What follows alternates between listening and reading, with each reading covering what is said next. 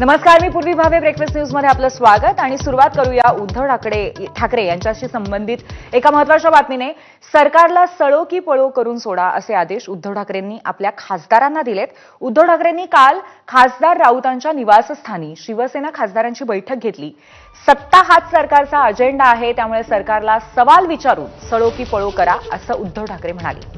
जनहितासाठी संघर्ष हा शिवसेनेचा जन्मापासूनचा बाणा आहे, त्यामुळे जनहिताच्या मुद्द्यावर तुम्ही जोरदार आवाज उठवा असं उद्धव ठाकरेंनी खासदारांना सांगितलंय। खासदारांच्या विविध अडचणीही त्यांनी समजून घेतल्या।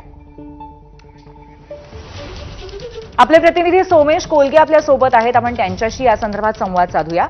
सोमेश, नक्की कोणकोणते आदेश दिलेले आहेत खासदारांना, काय संवाद झाला उद्धव ठाकरे आणि खासदारांमध्ये?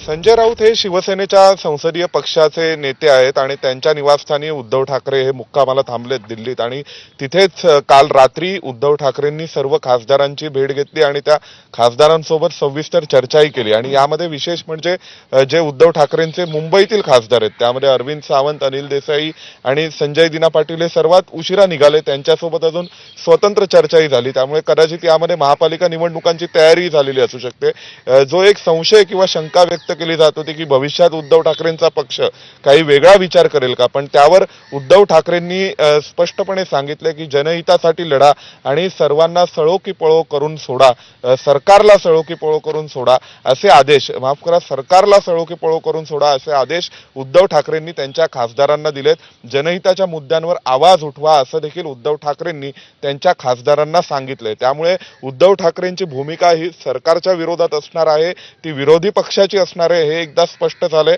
आणि त्यासोबत संजय राऊत यांच्या निवासस्थानी त्यांचे सर्व 10 खासदार म्हणजे 2 राज्यसभेचे आणि उर्वरित 8 लोकसभेचे असे सगळे खासदार उपस्थित होते। त्यामुळे ऑपरेशन टायगरची चर्चा होती की उद्धव ठाकरेंचे खासदार सोडून जातील किंवा ते त्यांच्या सोबत राहणार नाहीत, तर अद्यापपर्यंत असं उघडपणे चित्र जे दिसतंय त्या